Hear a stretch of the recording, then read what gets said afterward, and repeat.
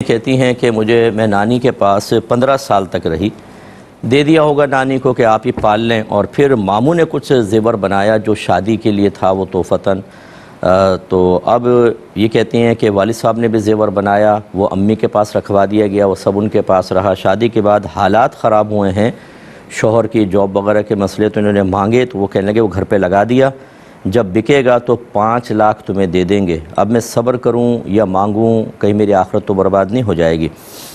وہ دوسرے کوسچن میں چلے لے لیتے ہیں۔ پہلی بات تو یاد رکھیے کہ جب اگر کوئی بچی نابالغ ہو، اس کے لیے جو بھی چیز کوئی لے گا، مختص کرے گا، وہ فوراً اس کی ملک میں چلی جائے گی، چاہے فزیکلی طور پہ قبضہ دیا ہو یا نہ دیا ہو۔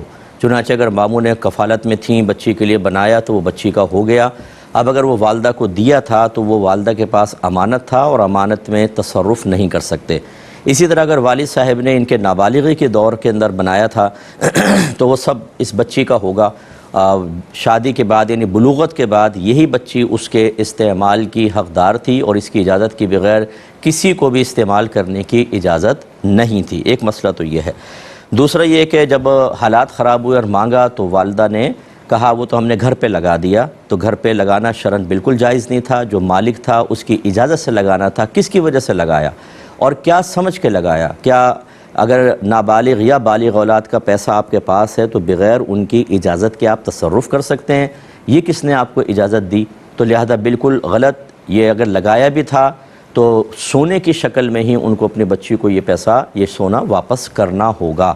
اور یہ کہنا کہ ہم 5 لاکھ دے دیں گے بالکل غلط ہے۔ کسی کا سونا غصب کر کے اور پھر معمولی قیمت دے دینا، آج کل کتنا مہنگا ہو گیا سونا، کم تو نہیں ہوگا سونا جو ہے وہ، ویسے اگر حساب کریں تو میرے خیال میں اگر 4-5 تولہ بھی ہو تو کتنا زیادہ ہو جائے گا، اس میں 5 لاکھ ہم تمہیں دے دیں گے۔ کیسے دے دیں گے آپ؟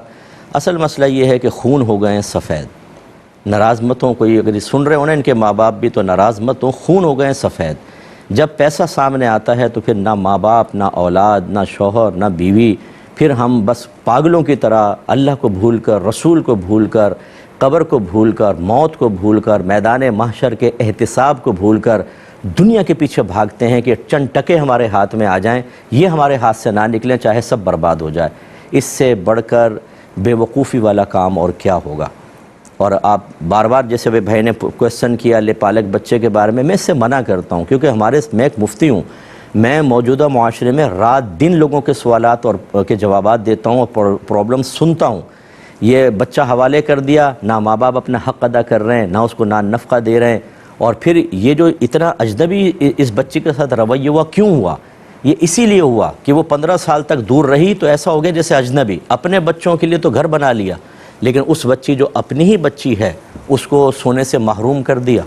یہ حل ہوتا ہے معاملہ کہ جو بچے آپ کسی اور کے حوالے کر دیتے ہیں، پھر وہ پال لیتے ہیں تو ان سے ایک اجنبیت پیدا ہو جاتی ہے، پھر اگر وہ واپس آتا ہے تو گھر والے اس کو قبول کرنے کے لیے تیار نہیں ہوتے، حالانکہ یہ قریبی رشتے ہیں، ذی رحم محرم ہے وہ، اس کے ساتھ تو اچھا سلوک کرنا واجب ہے، لیکن اجنبیت پیدا ہو جاتی ہے، اور یہ بھی ایک اسی طرح کا نتیجہ نظر آ رہا ہے۔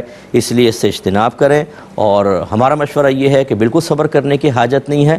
آپ کے حالات خراب ہیں، آپ کو شریعت نے بالکل حق دیا ہے، لیکن ماں باپ کا بہرحال ادب احترام اپنے جگہ محفوظ رکھیں، اور آپ مسلسل تقاضا کریں، اس میں آپ بالکل گناہ گار نہیں ہیں۔ جیسے اگلا کویسچن کیا کہ اب مجھے اس کے بعد جب سے میں نے مطالبہ کیا ہے شوہر کو بھی بے عزت کرنا، مجھے بے عزت کرنا، اور والد صاحب کو بھی مجھ سے بدظن کر دیا ہے، اور تو اب میں یہاں سے نکل گئی ہوں، میری آخرت تو برباد نہیں ہو جائے گی؟ نہیں بیٹا، آپ کی آخرت بالکل برباد نہیں ہوگی انشاءاللہ عز و جل۔ اگر جو آپ کہہ رہی ہیں سچ ہے تو کوئی آپ کی آخرت کی بربادی کا سامان نہیں، ان کی آخرت خطرے میں ہے۔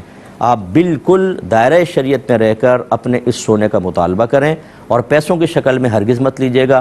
جتنے کیرٹ کا سونا تھا اور جتنے تولہ تھا اس کا وزن تھا، بعینی وہ آپ ان سے لیں، یا آپ اس کی حقدار ہے، ان کو دینا پڑے گا۔ اور میری کلپ کسی کو جو ایسے ان کو سنوا دیجیے گا کہ آپ اگر یہاں پر نہیں دیں گے، انتظار کریں، میدان محشر میں آپ کی نیکیاں اس کے نام اعمال میں ڈالی جائیں گی، اور اگر حساب پورا نہیں ہوگا تو اس کی برائیاں آپ کے نام اعمال میں ڈال کر آپ کو جنت نہیں مل سکتی۔ حقوق العباد کا معاملہ انتہائی سخت ہے۔ اللہ تعالیٰ نے اپنے ذمہ کرم پر کر لیا ہے کہ جب تک ظالم کو مظلوم سے راضی نہ کر لے وہ اس کو جنت میں نہیں جانے دے گا، وہ اس کو بخشے گا نہیں۔ اس لیے اپنی بچی کا حق ادا کریں، اور اس پیسے کو دیکھ کر رال نہ ٹپکائیں اور فوراً سے پیشتر سونے کی شکل میں اس کو دیں یا مہلت مانگ لیں، اور جتنا بچی کو بھی ضرورت ہے فی الحال اس کو سونے کی شکل میں دینا شروع کر دیں۔ یہ ایک امانت تھی جس میں آپ نے خیانت کی ہے، تاکہ بچی اپنے حالات کو بہتر کرے، اور بلکہ اپنے بچی کو بچی سمجھیں۔ اگر وہ 15 سال وہاں رہی ہے تو کیا اجنبی ہو گئی ہے؟ بالکل، یہ غلط طریقہ کار ہوتا ہے۔ یہ کہتے ہیں کہ کیش پر زکوٰۃ کیسے ہوگی؟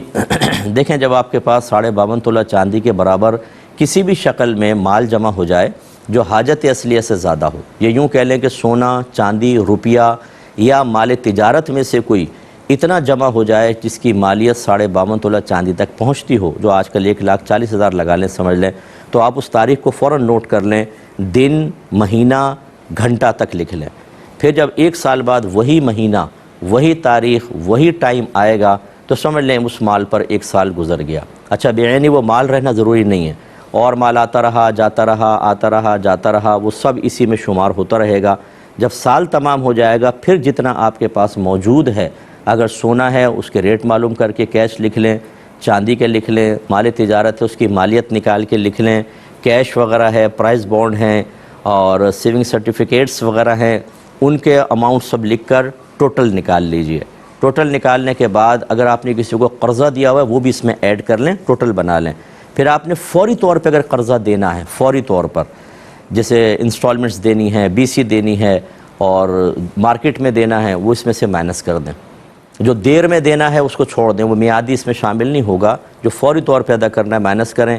اس کے علاوہ پھر اس مہینے کا جتنے اخراجات ہیں، آپ کے یوٹیلیٹی بلز ہیں، بچوں کی فیسز ہیں اور ضروریات زندگی میں جو پیسہ ضروری استعمال ہونا ہے وہ سب بھی مائنس کر دیں۔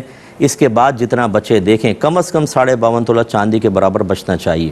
اگر اس سے بھی پیچھے آ گیا تو زکوٰۃ واجب نہیں، اور اگر اتنا ہے یا اس سے کافی زیادہ ہے تو جتنا بھی یہ مال باقی بچا ہوا ہے اس کا 2.5% آپ کو زکوٰۃ نکالنی ہوگی۔ 2.5% نکالنے کا طریقہ ہوگا ٹوٹل اماؤنٹ کو 40 سے ڈیوائڈ کر دیں تو آپ کا 2.5% نکل آئے گا۔ یہ اجمالی طور پہ میں نے مسئلے بتائے، ان میں بہت کویسچن ہو سکتے ہیں، تفصیل ہو سکتی ہے۔ آپ یوٹیوب پہ جائیں اور لکھیں زکوٰۃ کا بیان بائے مفتی اکمل۔ میں نے QTV پر ہی زکوٰۃ کے مسائل کافی دفعہ ریکارڈ کروائے ہیں، تو آپ ان کو اچھی طرح سن کر ذرا تفصیل سے جان لیں تاکہ آپ کو کوئی غلطی نہ ہو۔ بھائی نے کویسچن کیا تھا کہ اگر زوجہ کے پاس زیور ہو تو اس کی زکوٰۃ کون دے گا؟ بیوی دے گی یا شوہر دے گا؟ دیکھیں، جب ایک انسان عاقل بالغ ہو جاتا ہے تو شرعی احکام کا مکلف ہو جاتا ہے، یعنی اس کی طرف پہ شرعی احکام متوجہ ہوتے ہیں۔ تو اگر زوجہ کے پاس زیور ہے، مال ان کے پاس ہے، تو زکوٰۃ کا حکم ان کی طرف متوجہ ہوگا۔